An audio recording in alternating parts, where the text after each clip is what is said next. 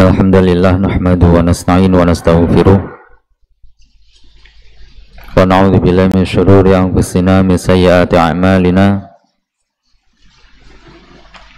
may yahdihillahu fala mudhillalah wa may yudlil fala hadiyalah. Asyhadu an la ilaha illallah wahdahu la syarikalah wa asyhadu anna Muhammadan abduhu wa rasuluh. Sallallahu ala nabiyyina Muhammad wa ala alihi wa ashabihi wa man tabi'ahum bi ihsanin ila yaumiddin. Amma ba'd. Alhamdulillah, kita panjatkan segala puji, pengagungan serta kecintaan Allah Subhanahu wa taala. Karena karunia semata di malam hari ini kita bisa melanjutkan kembali belajar bersama kitab Bulughul Maram karya Al-Hafidz Ibnu Hajar Asqalani Asy-Syafi'i rahimahullah ta'ala. Masih pada kitab Thaharah, pada bab nawaqidil wudu, bab tentang pembatal-pembatal wudu, di mana pada pertemuan yang sebelumnya kita telah membaca sebuah hadis yang beliau cantumkan dalam Bulughul Maram riwayat Imam Muslim rahimahullah taala dari Bunda Aisyah radhiyallahu taala anhu, menceritakan kana Rasulullah sallallahu alaihi wasallam yadhkurullaha ala kulli ahyani. Biasanya Rasulullah sallallahu alaihi wasallam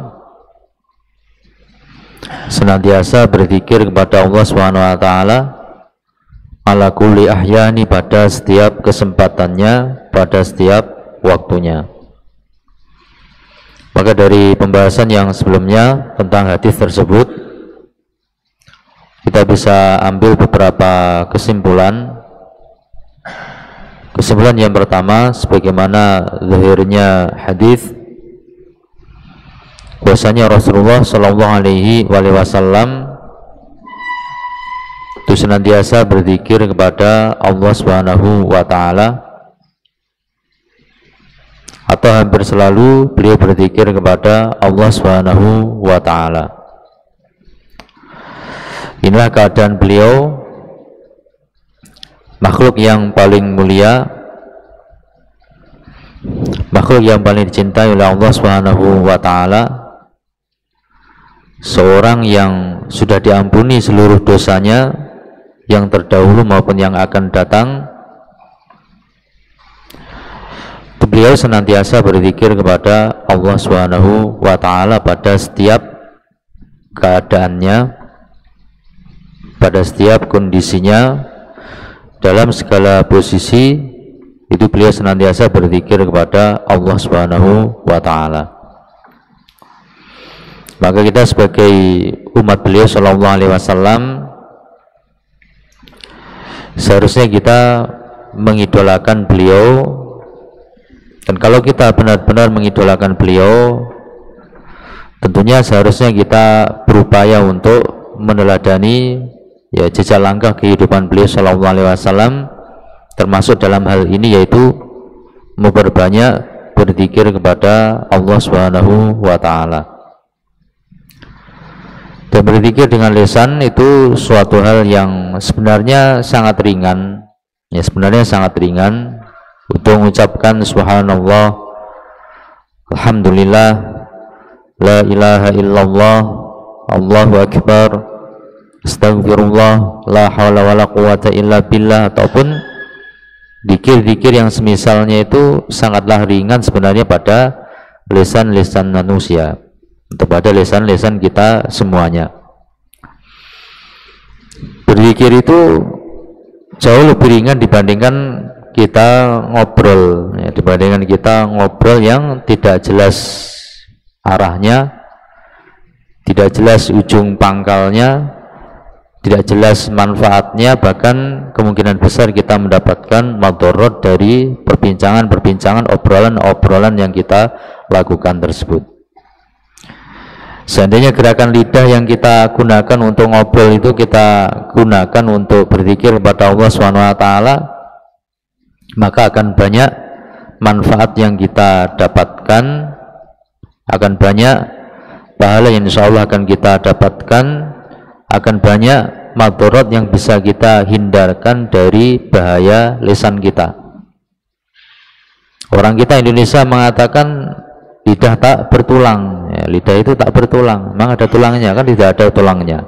Lidah tidak bertulang, sehingga kadang-kadang begitu mudahnya mengucapkan sesuatu tanpa terpikir, tanpa terasa ternyata menjadi sumber dosa bagi kita. Maunya bercanda dengan lisan kita, ternyata ada dari saudara kita yang tersakiti perasaannya dengan ucapan kita tersebut. Ya. Daripada kita mengucapkan ucapan yang tidak jelas, ima tidak ada manfaatnya, atau malah mendatangkan madarat, bahaya bagi diri kita, bisa mendatangkan dosa bagi diri kita, tentu jauh lebih baik kita meneladani Rasulullah SAW dengan memanfaatkan waktu yang luang itu untuk berzikir kepada Allah Subhanahu wa taala. Kita mencontoh Rasulullah SAW. Begitu pula keadaan para ulama kita rahmatullahi alaihim ajmain.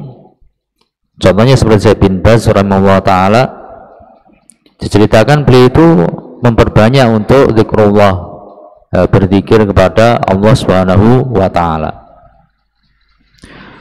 Dikisahkan bahwasanya ketika ada lontaran pernyataan kepada atau pertanyaan kepada beliau rahimahullah taala, ketika menunggu si moderator menyampaikan pertanyaan dari orang yang hadir, itu terdengar lisan beliau imma istighfar atau zikrullah, baca tasbih atau yang lainnya.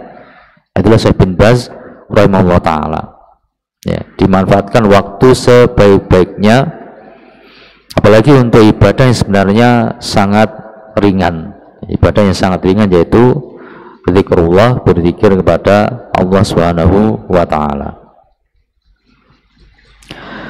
Beliau SAW senantiasa berzikir kepada Allah SWT pada setiap kesempatannya, karena memang zikrullah itu sebenarnya cakupannya sangat luas. Setiap ketaatan maka itu merupakan zikrullah. Ya, setiap ketaatan, setiap amal soleh maka itu merupakan zikrullah, zikir kepada Allah Subhanahu wa taala. Zikrullah bukan hanya ketika bangun tidur baca doa bangun tidur, kemudian baca akhir dari surah Ali Imran, kemudian berwudu, kemudian sholat, bacaan sholat, tilawah dan lain sebagainya, sampai doa ketika hendak tidur atau zikir-zikir ketika hendak tidur. Bukan hanya itu, tapi semua ketaatan, semua amal soleh itu merupakan bentuk zikrullah, berzikir kepada Allah Subhanahu wa taala. Itu kesimpulan yang pertama. Kesimpulan yang kedua, bahwasanya untuk zikrullah itu tidak disyaratkan harus suci dari hadas. Ya. Ana ulangi, kesimpulan yang kedua, untuk berzikir kepada Allah Subhanahu wa taala yaitu zikir dengan lisan. Untuk berzikir dengan lisan, selain membaca Al-Qur'anul Karim, itu tidak disyaratkan harus suci dari hadas. Jadi kalau seorang dalam kondisi berhadas, ya, dia belum mengambil wudhu, itu tetap dianjurkan untuk senantiasa berzikir kepada Allah Subhanahu wa taala. Hadas, ya, kondisi hadas yang ada pada dirinya itu tidak menghalangi dia untuk berzikir kepada Allah Subhanahu wa taala. Karena untuk zikrullah dengan lisan selain Al-Quran itu tidak disyaratkan harus suci dari hadas. Orang berhadas tetap disyariatkan untuk berzikir kepada Allah SWT dengan lisan, kecuali Al-Quran itu ada pembahasan tersendiri. Ya, kecuali Al-Quran nanti akan ada pembahasan tersendiri di tempatnya insyaallah ta'ala. Maka suci dari hadas ini untuk zikir dengan lisan selain Al-Quran ini disepakati oleh para ulama rahmatullahi alaihim ajmain, boleh dan tetap dianjurkan zikrullah meskipun seorang itu dalam kondisi berhadas. Zikrullah dengan lisan selain Al-Quranul Karim, hal ini diperbolehkan dengan kesepakatan para ulama rahmatullahi alaihim ajmain. Kemarin yang menukilkan kesepakatan yaitu Al-Imam An-Nawawi rahimahullah ta'ala dalam Syarah Sahih Muslim. Bahkan Syekh Utsaimin rahimahullah ta'ala menegaskan hal ini juga berlaku untuk seorang yang memiliki atau dalam kondisi hadas besar. Jadi seorang yang punya hadas besar pun tetap diperbolehkan dan dianjurkan untuk terus berzikir kepada Allah Subhanahu wa ta'ala. Dan itu yang zahir pula dari judul babnya Al-Imam An-Nawawi rahimahullah ta'ala. Jadi kesimpulan yang kedua, untuk zikrullah dengan lisan yang itu zikir selain Al-Quran, tetap dianjurkan zikrullah tersebut meskipun seorang itu dalam kondisi berhadas, hadas kecil maupun hadas besar.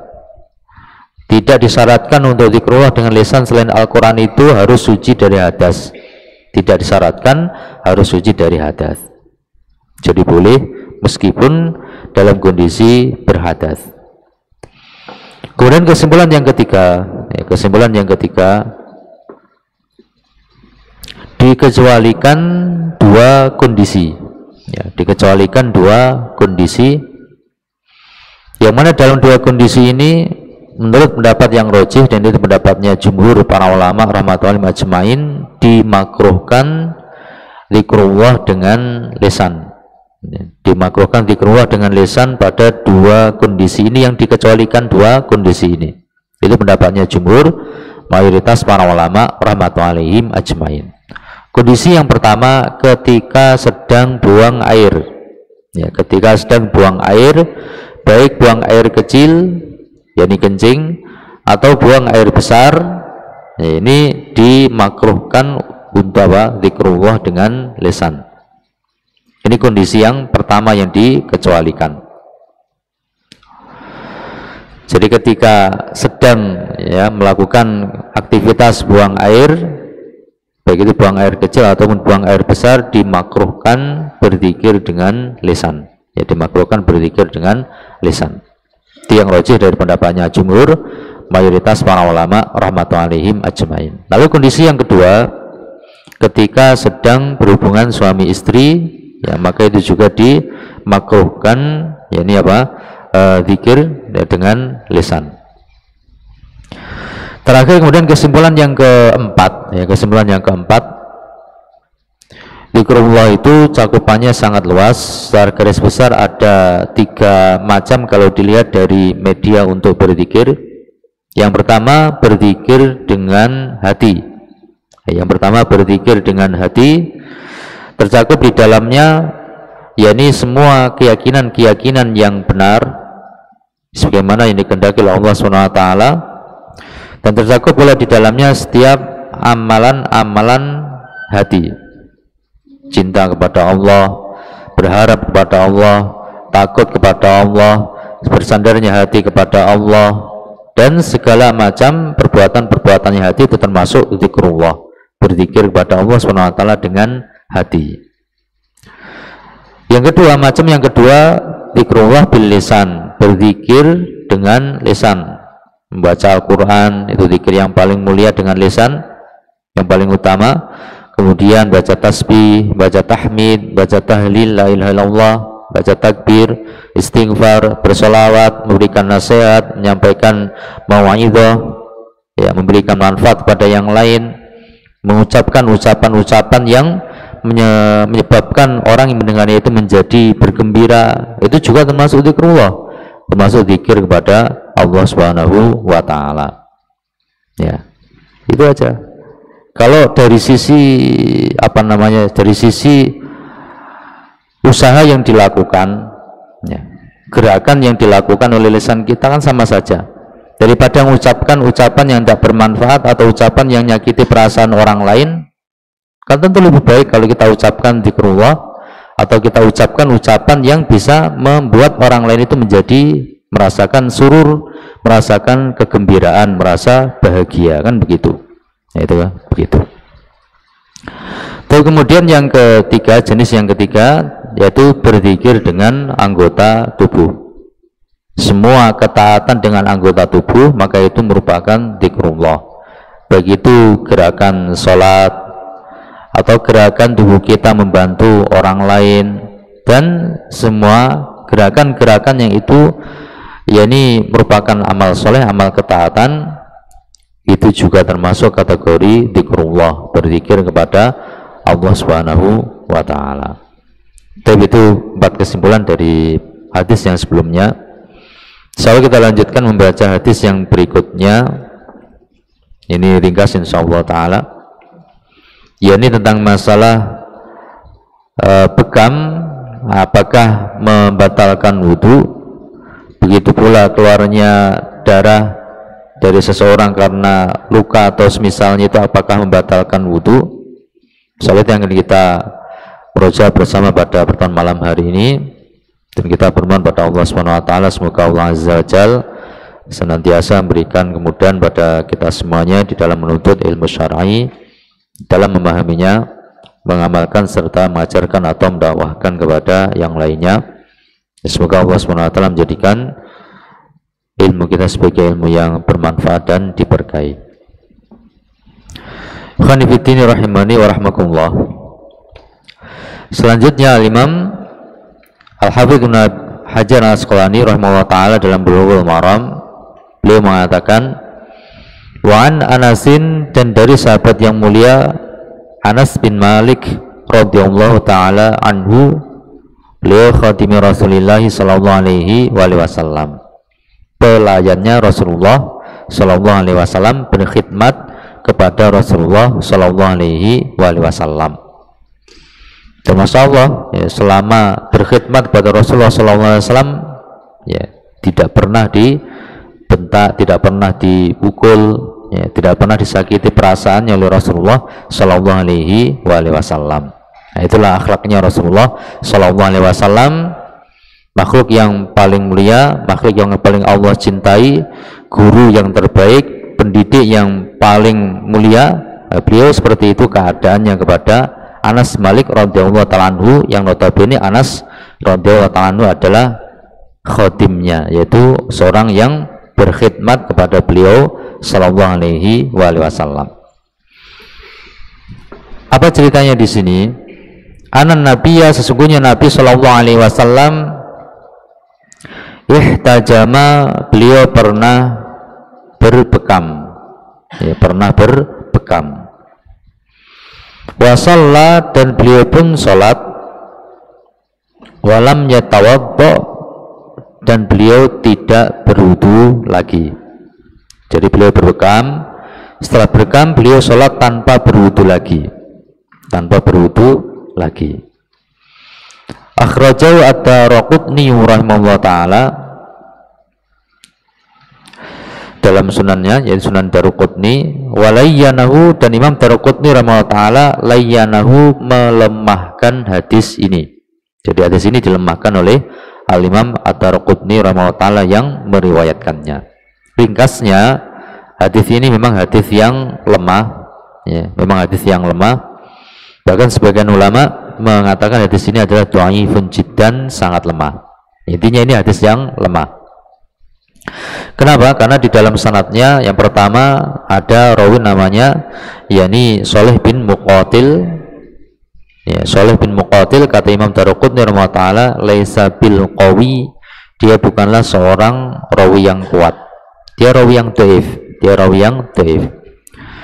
Lalu cacat yang kedua, di atasnya ada ayahnya yaitu Muqatil, itu rawi yang majhul, rawi yang majhul. Di atasnya lagi ya ada rawi namanya Sulaiman bin Daud, seorang rawi yang majhul juga. Berarti ada 3 cacat, ya, 1 rawi yang dhaif dan 2 rawi yang majhul. Maka ini kalau dibilang dhaifun jiddan itu masuk, ya, bisa dinyatakan demikian, hadis ini adalah hadis yang dhaifun jiddan. Jadi tidak sabit dari Rasulullah Shallallahu Alaihi Wasallam. Taib. Khonibitini rahimani wa rahmakumullah. Cuma ceritanya di situ Nabi Shallallahu Alaihi Wasallam berbekam lalu sholat tanpa berwudu. Dan berbekam di masa beliau Shallallahu Alaihi Wasallam sampai di beberapa dekade waktu yang lalu, ya beberapa puluh tahun yang lalu, itu masih dengan cara-cara yang tradisional, nggak kayak bekam di zaman kita sekarang yang berapa waktu yang lalu di tanggal 4 Agustus kemarin antum pelajari bersama di sini. Bukan seperti itu bekamnya di masa Rasulullah SAW dan selama beberapa abad sampai beberapa puluh tahun yang lalu. Tapi bekamnya pakai apa? Bekamnya itu pakai apa namanya, tanduknya sapi, dipotong ujungnya sehingga ada lubangnya sedikit, isinya dihilangkan, ya kemudian yaitu kemudian disedot di situ, ya ada caranya, tapi caranya seperti itu. Sehingga di zaman itu kalau orang membekam itu ya apa namanya, kelipotan dengan darah karena disedot dengan mulut, tidak ada alat seperti sekarang pakai ini kemudian pakai cedik-cedik kemudian sudah keluar darahnya, tidak ada seperti itu. Tapi disedot pakai mulut juga keluar darahnya. Ya, maka di masa Nabi SAW profesi bekam itu profesi yang istilahnya apa namanya, rendah begitu, profesi yang rendah karena berkaitan dengan kotoran berupa darah. Tapi kalau zaman kita sekarang malah profesi yang keren, ya, profesi yang beken ya, sebagai seorang pembekam itu. Jadi beda zaman sekarang dengan zaman dahulu. Baik, kita kembali ke masalah. Di sini ada beberapa masalah, mungkin kita bahas dulu satu masalah. Masalah yang pertama, keluarnya darah dari seseorang karena bekam ataupun karena luka, apakah itu membatalkan wudhu ataukah tidak membatalkan wudhu? Ini pembahasan kita yang terkait langsung dengan materi nawaqidul wudhu. Keluarnya darah karena bekam atau karena luka, apakah itu membatalkan wudhu? Masalah ini ada perbedaan pendapat di antara para ulama rahmatullahi alaihim ajmain. Pendapat yang pertama mengatakan keluarnya darah karena bekam atau karena luka itu tidak membatalkan wudhu. Ya, tidak membatalkan wudhu. Ini pendapatnya para ulama Malikiyah, kemudian juga ulama Syafi'iyah, satu riwayat Imam Ahmad bin Hanbal rahimahullah ta'ala, dan juga madhabnya ulama Zahiriyah rahmatullahi alaihim ajmain. Berpendapat apa? Keluarnya darah baik karena bekam atau karena luka itu tidak membatalkan wudhu. Pendapatnya siapa? Pendapatnya ulama Malikiyah, Syafi'iyah, Zahiriyah, dan satu riwayat dari Imam Ahmad bin Hanbal rahimahullah ta'ala. Kemudian pendapat yang kedua, pendapat yang masyhur di kalangan ulama Hanabilah, ya, yakni kalau keluar darahnya itu banyak, ya, mengalir sampai banyak begitu, maka itu membatalkan wudhu. Kalau sedikit maka tidak membatalkan wudhu. Itu yang masyhur di kalangan ulama Hanabilah rahmatullahi alaihim ajmain. Pendapat yang ketiga, pendapatnya ulama Hanafiyah, keluarnya darah, ya, keluarnya darah karena bekam, karena luka atau semisalnya itu, yang mana keluarnya itu bukan lewat dua jalan, bukan lewat kubul, bukan lewat dubur, maka itu tetap membatalkan wudhu menurut ulama Hanafiyah. Sedikit ataupun banyak membatalkan wudhu. Di sebelah manapun keluarnya darah membatalkan wudhu menurut siapa? Menurut ulama Hanafiyah rahmatullahi alaihim ajmain. Banyak sekali dalil yang didatangkan oleh ulama yang mengatakan keluarnya darah dari selain dua jalan itu membatalkan wudhu, tapi sebagian besarnya adalah dhaif. Kemudian sebagian kecil ada yang sahih, akan tetapi tidak menunjukkan secara gamblang tentang permasalahan keluarnya darah di sini. Maka ringkasnya yang rajih adalah pendapat yang pertama. Ya, yang rajih adalah pendapat yang pertama, pendapatnya ulama Malikiyah, ulama Syafi'iyah, ulama Zahiriyah, dan juga satu riwayat dari Imam Ahmad bin Hanbal rahimahullah taala bahwa keluarnya darah karena bekam, karena luka ataupun yang semisalnya, tapi intinya keluarnya darah itu tidak lewat dua jalan, tidak lewat kubul, tidak lewat dubur. Karena dahulu telah kita bahas, keluarnya benda apapun lewat kubul atau dubur itu membatalkan wudu. Meskipun bukan kencing, meskipun bukan berak, kalau keluarnya lewat kubul atau dubur maka itu membatalkan wudu. Nah ini kalau bukan lewat kubul, bukan lewat dubur, keluar darah, ima bekam, ima karena luka atau luka bakar atau semisalnya, yang rajih tidak membatalkan wudu. Ya, yang rajih tidak membatalkan wudu. Kenapa? Karena hukum asal, ya, ketika seorang itu wudunya telah terpenuhi syarat dan rukunnya, berarti wudunya sah. Dan kaidahnya tidak boleh dinyatakan batal wudunya itu kecuali dengan dalil yang sahih dan shori. Ya, sementara dalam masalah ini tidak ada dalil yang sahih, yang shori, yang secara gamblang menunjukkan bekam atau keluarnya darah dari selain dua jalan itu membatalkan wudu. Tidak ada dalil untuk hal tersebut. Ya, tidak ada dalil untuk hal tersebut. Berarti kembali ke hukum asal bahwasanya hal tersebut tidak membatalkan wudu. Ya, hal tersebut tidak membatalkan wudu. Ya, diperkuat dengan hadis Anas Malik radhiyallahu ta'ala anhu yang kita baca tadi. Itu lemah, cuma kandungannya adalah benar. Ya, kandungannya adalah benar. Ya. Ini dari sisi apa? Dari sisi batal atau tidak membatalkan wudu. Ya, maka yang rajih adalah itu tidak membatalkan wudu. Ya, itu tidak membatalkan wudu. Khonibuddin rahimani warahmatullah. Kemudian masalah yang kedua, bagaimana dengan keluarnya nanah?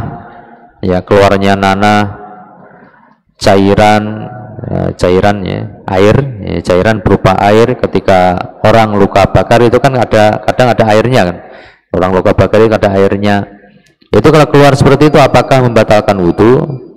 Ringkasnya, kalau darah saja, ya, kalau keluarnya darah saja tidak membatalkan wudu, apalagi keluarnya nanah, keluarnya air, itu lebih layak lagi untuk dikatakan tidak membatalkan wudu. Kenapa? Karena kalau darah itu ada khilaf di antara para ulama. Jumhur para ulama mengatakan darah itu najis, tapi sebagian ulama ya berpendapat darah itu tidak najis. Ya, khilaf di antara para ulama. Sementara kalau nanah, air dari luka bakar dan semisalnya itu, ulama mengatakan itu tidak najis. Kalau yang najis saja tidak membatalkan wudu, apalagi yang bukan najis begitu. Ya, maka keluarnya nanah, keluarnya air dari luka bakar dan semisalnya itu tidak membatalkan wudu. Itu tidak membatalkan wudu.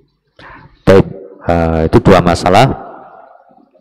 Adapun tentang masalah apakah darah itu najis atau tidak, itu insya Allah pembahasannya nanti di pembahasan tentang masalah yakni menghilangkan najis insya Allah taala di sana.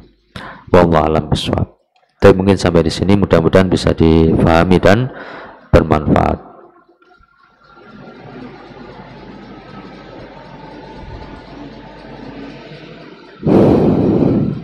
Dan insyaallah kita cukupkan.